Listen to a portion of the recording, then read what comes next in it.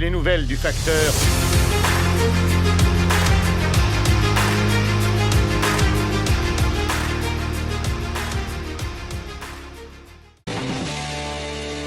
Good evening and welcome to Tucker Carlson. Tonight, here's the latest, summarized. Kevin McCarthy badly wants to be the next Speaker of the House, but as of tonight, he is not going to be.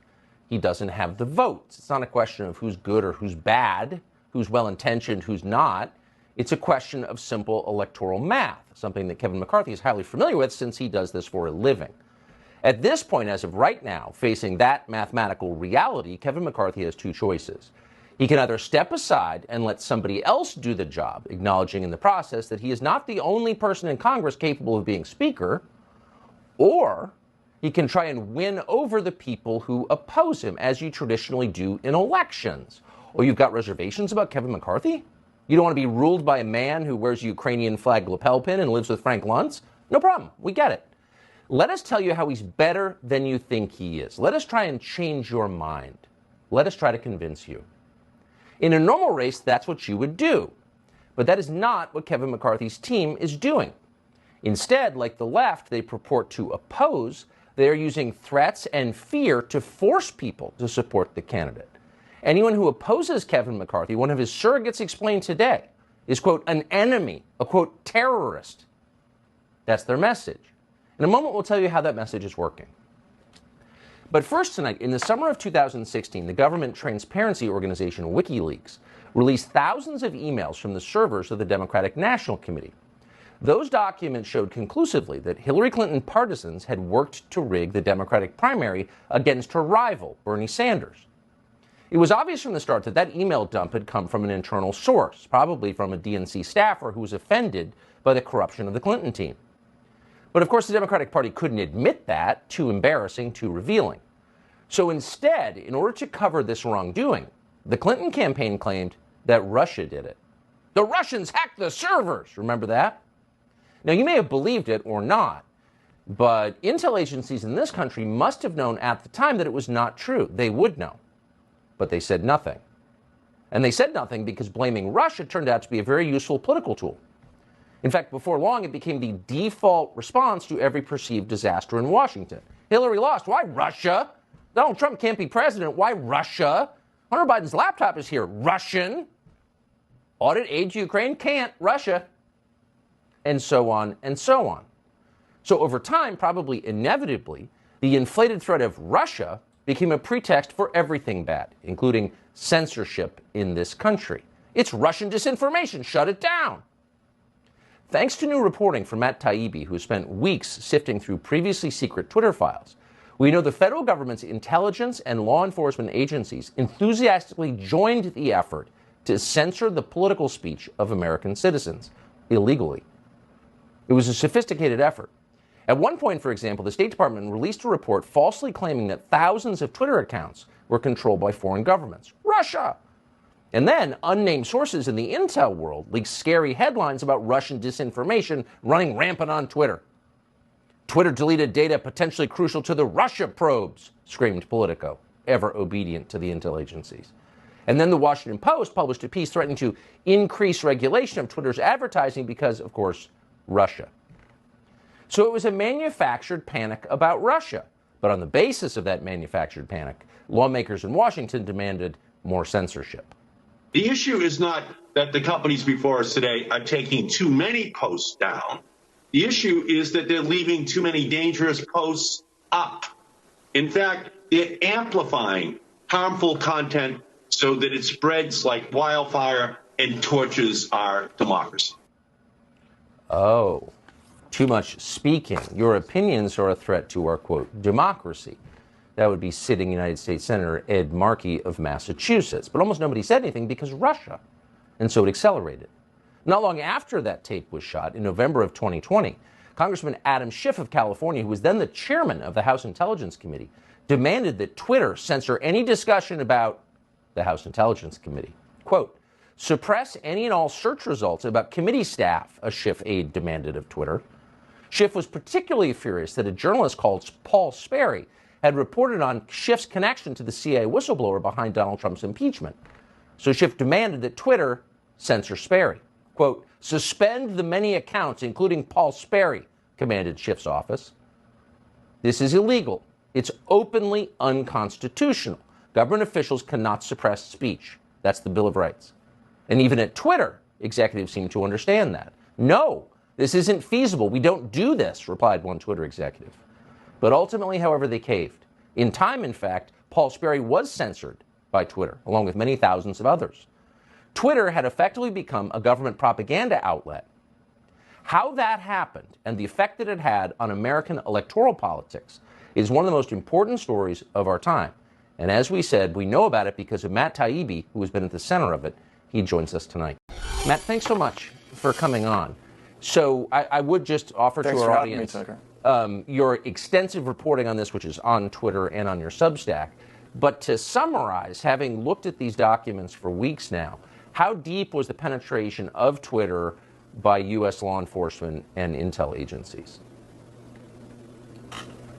I think we can say pretty conclusively after looking at tens of thousands of emails over the course of these weeks that the government was in the censorship business in a huge way. That's, I think, provable now. And not just one agency, really every conceivable wing of the enforcement agencies of the U.S. government were in some way or another sending moderation requests to Twitter. And in many cases, those requests were being fulfilled. And they were coming from everywhere, from every place from the NSA to the HHS to FBI, DHS, and even what they call other government agencies, which I think is code for the CIA. So we have reports from all over, from states, from police departments, everywhere. So that's prima facie illegal. It's unconstitutional. Government cannot censor political speech. It could not be clearer. Our assumption is that this was made possible because of hysteria about Russian penetration of our politics. Is that your read of it? Absolutely, yeah. I think the thread that I put out yesterday traces the history of what happened, particularly in the fall of 2017. Twitter somewhat naively thought that they would not be sucked into the Russiagate phenomenon. They really thought this was going to be Facebook's problem alone. But when it started to become politically very difficult for them, and people like the ranking Democrat on the Senate Intel Committee, Mark Warner, the senator of Virginia, put pressure on them. There's an email that talked about how he was pressuring them to, quote, keep producing material for them. Ultimately, Twitter ended up caving, and by the end of the year, they had an internal guidance, which I think is very significant, where they said publicly, we will only remove content at our sole discretion. Privately, we will remove content, any content that's identified by the United States intelligence community as a foreign state actor conducting cyber operations. So if the intel community says we take it down, we're going to take it down.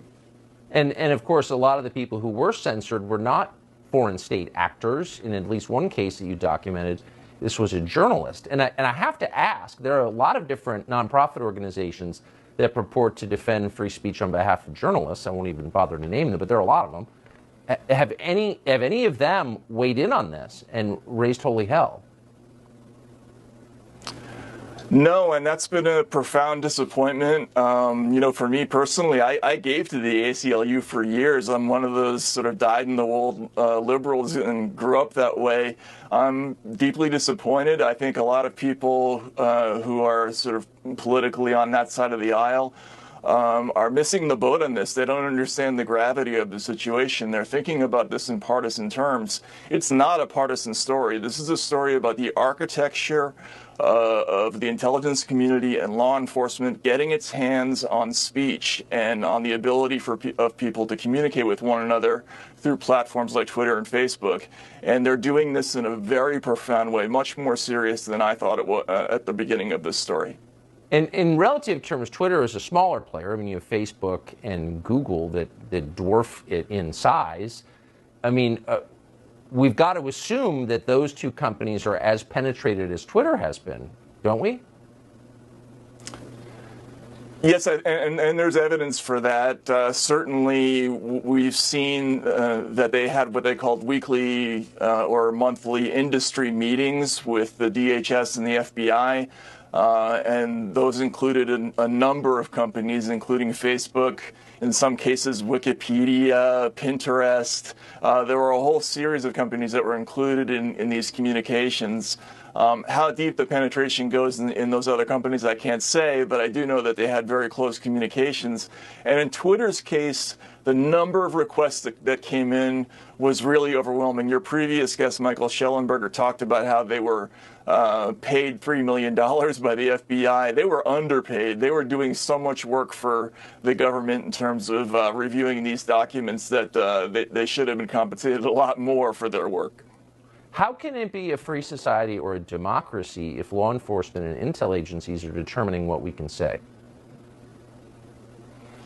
Well, people are hiding behind the fig leaf of, well, they didn't formally ask, they didn't demand that you do it, but how much of an ask is it really? How voluntary is it really when the FBI or the NSA or the CIA or the DHS comes to your company and presents you with an Excel spreadsheet of thousands of names and says, we assess that these accounts are linked to the Internet Research Agency and they're foreign threat actors?